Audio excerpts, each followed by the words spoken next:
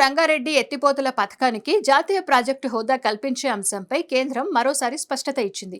ఇప్పట్లో ఈ ప్రాజెక్టుకు జాతీయ హోదా ఇవ్వలేమని తేల్చేసింది. ప్రస్తుతం ఈ ప్రతిపాదన తమ పరిశీలనలో లేదని చెప్పింది.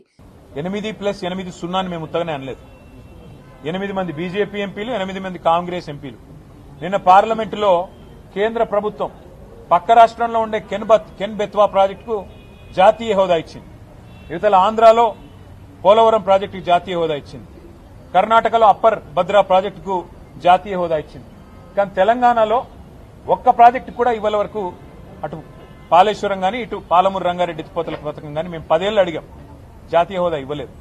నిన్న సిగ్గు లేకుండా కేంద్ర ప్రభుత్వం పార్లమెంట్ సమావేశాల్లోనే మేము జాతీయ హోదా పాలమూరు రంగారెడ్డి ఎత్తిపోతల పథకానికి ఇవ్వం అని చెబితే కూడా చావలేని చేతగాని కాంగ్రెస్ బీజేపీ ఎంపీలు ఒక్కరు కూడా లేచి మాట్లాడలేదు. ఎట్లా ఇవ్వరు?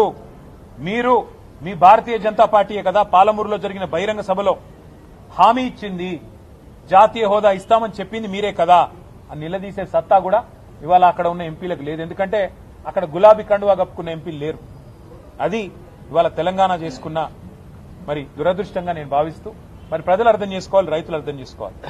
తెలంగాణ ప్రజల ప్రయోజనాల కోసం పోరాడే వాళ్ళు, పేగులు దిగేదాకా కొట్లాడే వాళ్ళు, రాజీలేని పోరాటం చేసేవాళ్ళు ఒక్క బీఆర్ఎస్ పార్టీ వాళ్ళు మాత్రమే. కాంగ్రెస్ బీజేపీలకు ఓటేసి 8 మంది వాళ్ళని 8 మంది వీళ్ళని ఎంపీలుగా పంపి కత్తి వాళ్ళ చేతికి ఇచ్చి యుద్ధం మమ్మల్ని చేయమంటే ఎలా చేయాలి అర్థం చేసుకోమని కోరుతూ, భవిష్యత్తులోనైనా మరి తెలంగాణ కోసం రాజీ లేకుండా పోరాటం చేసే వాళ్ళని మాత్రమే ఎన్నుకోవాలని నా ప్రార్థన. Thank you.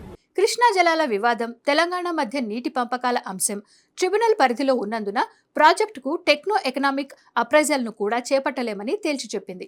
కృష్ణా జలాల వివాదం పరిష్కారమయ్యే వరకు పాలమూరు రంగారెడ్డి ప్రాజెక్టుకు జాతీయ హోదా అంశంపై ముందడుగు పడే పరిస్థితి కనిపించడం లేదు. జాతీయ హోదా ద్వారా కేంద్రం నుంచి భారీ ఆర్థిక సాయం పొందాలని తెలంగాణ ప్రభుత్వం చాలా కాలంగా చేస్తున్న ప్రయత్నాలకు కేంద్ర ప్రభుత్వ తాజా నిర్ణయం మరోసారి అడ్డంకిగా మారింది. ఇదే కారణంతో ఈ ప్రాజెక్టు డిపిఆర్ పై ముందుకు వెళ్లలేమని కేంద్ర జలశక్తి మంత్రి సిఆర్ పాటిల్ కూడా 2026 జనవరిలోనే తెలంగాణకు స్పష్టం చేశారు. పాలమూరు ఎత్తిపోతల పథకం డిపిఆర్ ను తెలంగాణ ప్రభుత్వం 2022 సెప్టెంబర్లో కేంద్ర జల సంఘానికి టెక్నో ఎకనామిక్ అప్రైజల్ కోసం సమర్పించింది. అయితే కృష్ణా జలాలపై కొత్తగా ఏర్పడిన న్యాయ ట్రిబ్యునల్ పరిణామాల కారణంగా ప్రాజెక్ట్ నీటి లభ్యత, కేటాయింపులు, అంతర్రాష్ట్ర ప్రభావాలపై తుది స్పష్టత లేకుండా అప్రైజల్ చేయడం సాధ్యం కాదని కేంద్రం స్పష్టం చేసింది. సమస్య కేవలం డిపిఆర్లో సాంకేతిక లోపాలు ఉన్నాయా లేదా అన్నది మాత్రమే కాకుండా ప్రాజెక్టుకు అవసరమైన నీరు ఎక్కడి నుంచి, ఆ నీటిపై తెలంగాణకు హక్కు ఎంత, భవిష్యత్తులో కృష్ణా జలాల తుది కేటాయింపు ఎలా ఉంటుంది అన్న అంశాలపైనే అసలు చిక్కు కేంద్రీకృతమై ఉంది. తాజాగా కేంద్రం తెలంగాణకు మరోసారి సమగ్ర ప్రణాళికతో రావాలని సూచించింది. ఈ ప్రాజెక్టు ద్వారా ఆశించిన ప్రయోజనాలు పూర్తిగా ఎలా సాధిస్తారో, నీటి లభ్యతను ఎలా నిర్ధారిస్తారో, ప్రాజెక్టు అమలు, ఆర్థిక అంశాలు ఎలా ఉంటాయో స్పష్టంగా వివరించే సమగ్ర ప్రణాళికను సమర్పించాలని కోరింది. ఈ నేపథ్యంలో తెలంగాణ సమర్పించిన డిపిఆర్ను కేంద్రం తిరిగి పంపడం ప్రాధాన్యం సంతరించుకుంది. ఇది రాష్ట్రానికి మరో సవాల్గా మారింది. ఎందుకంటే డిపిఆర్ ఆమోదం లేకుండా ప్రాజెక్టు పూర్తిస్థాయి సాంకేతిక, ఆర్థిక ప్రక్రియ ముందుకు సాగడం కష్టమవుతుంది. మరోవైపు రాష్ట్ర ప్రభుత్వం ప్రాజెక్టు పనులను వేగంగా పూర్తి చేస్తామని చెబుతోంది. సీఎం రేవంత్ రెడ్డి ఇప్పటికే పనులకు గడువులు నిర్దేశించారు.